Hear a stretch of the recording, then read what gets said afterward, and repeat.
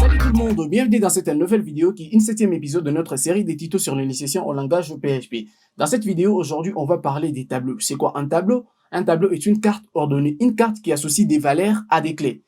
Donc, si vous venez de me retrouver grâce à cette vidéo, je vous invite juste à vous abonner et activer la petite cloche de notification pour être au courant de mes nouvelles vidéos. Si c'est déjà fait, trêve de bavardage, direction mon éditeur des textes. Avant de commencer à taper dans ligne de code, ça serait mieux de savoir à quoi va nous servir un tableau.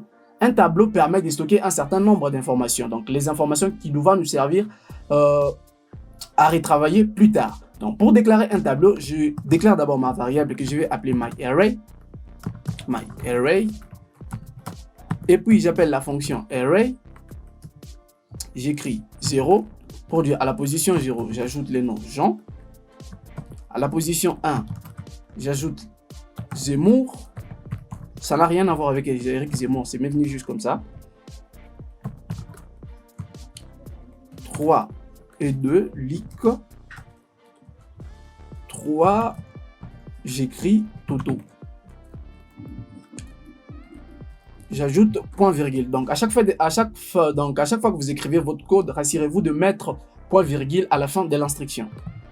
Là, j'ouvre mon navigateur, j'actualise. Là, ça ne m'affiche rien parce que je n'ai pas affiché les informations de mon tableau ou mon tableau. Ici, j'écris vardamp. À l'intérieur, je mets le nom de ma variable. J'enregistre. J'actualise. Là, vous voyez bien, ça m'affiche bien les éléments de mon tableau avec ici noté array. Array pour spécifier que ça un tableau. Mon tableau contient au moins 4 éléments. Et si vous remarquez ici, c'est écrit 0.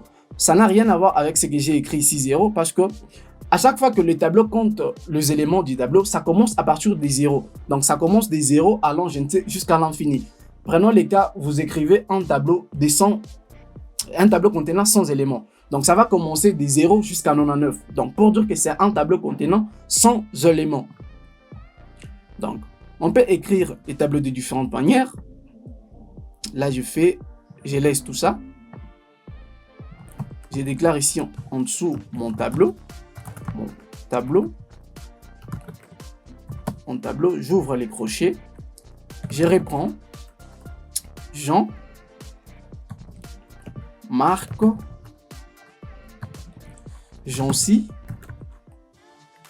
et puis Pierre.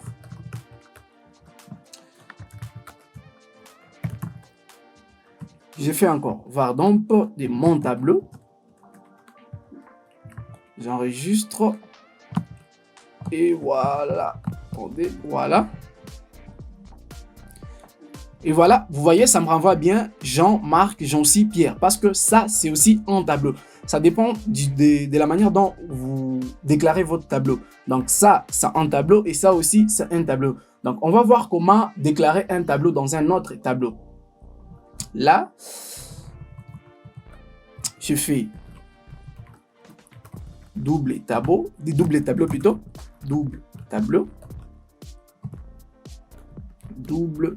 voilà. J'ajoute X. Et puis j'ouvre les crochets, voilà. J'ouvre ici encore les crochets. Si j'écris orange,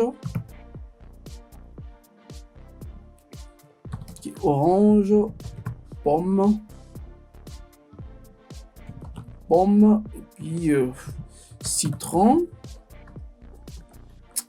Puis je vais écrire quoi? On s'arrête même à 3. Et puis ici je vais écrire. Puis ici j'écris table. Table, chaise. Là, au lieu d'écrire chaise, j'écris chaîne. Voilà, chaise. Puis ici, canapé. Voilà. Canapé. Donc, ok. J'ajoute point virgule. Et là, je fais vardamp. Des doubles tableaux. J'enregistre et j'actualise. Là, vous voyez, ça me renvoie bien pomme, orange, citron, orange, pomme, citron, table, chaise et canapé. Donc, on va voir comment parcourir ces tableaux pour afficher plutôt chacune de ces éléments. Donc, pour faire ça, on va parcourir notre tableau avec la boucle for. On déclare la variable i qu'on va lui passer la valeur 0. Au départ, i vaut 0. Et puis, on fait i inférieur. Pour récupérer la taille du tableau, on utilise la fonction count.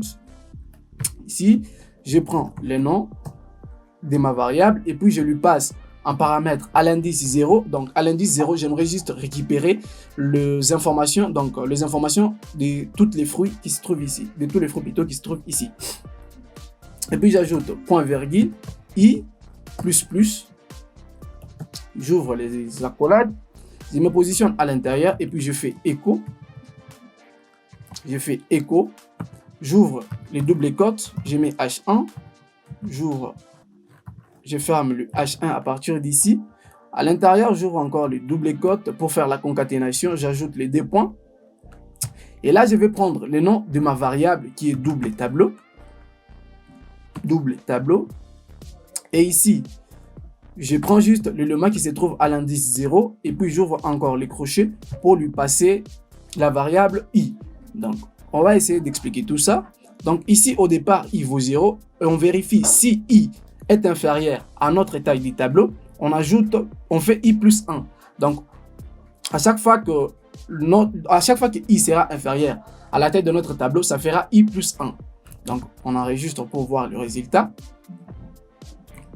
Là, vous voyez, ça me renvoie bien orange, pomme et citron. Et si je change ici, je mets juste 1. Au lieu de 0, je mets 1. Ça me renvoie bien table, chaise et canapé.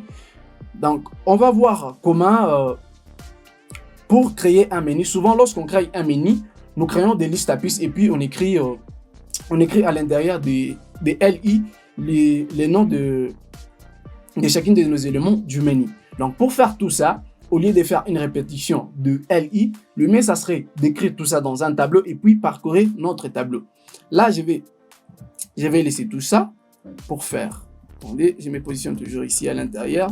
Je déclare ma variable que je vais appeler liste. Et ici, j'ouvre les crochets, j'écris accueil, les accolades plutôt. J'écris accueil, après accueil, j'écris service. Après service, j'écris à propos. Après à propos, j'écris après à propos, j'écris contact.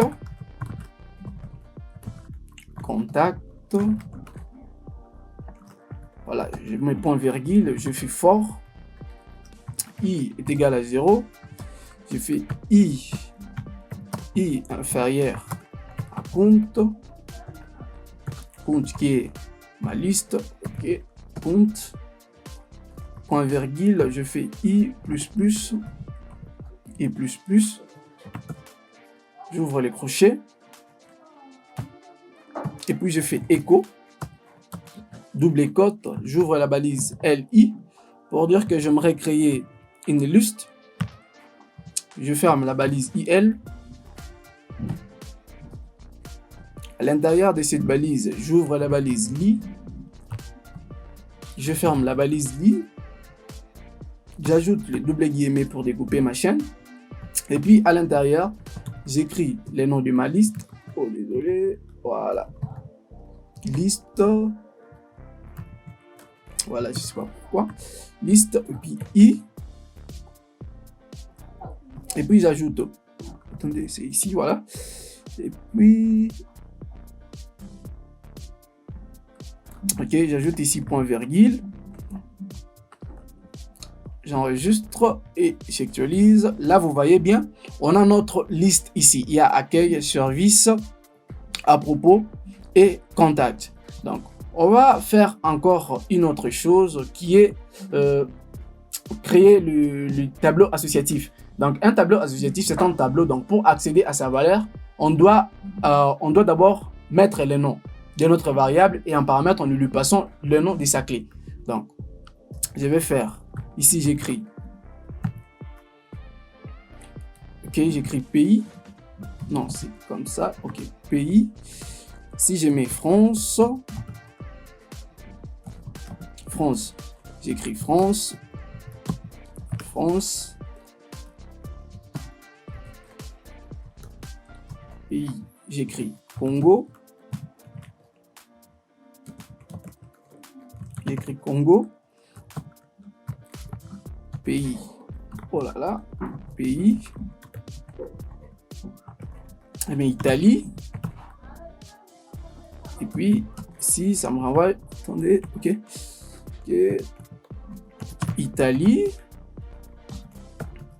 et là je fais Vardamp des pays.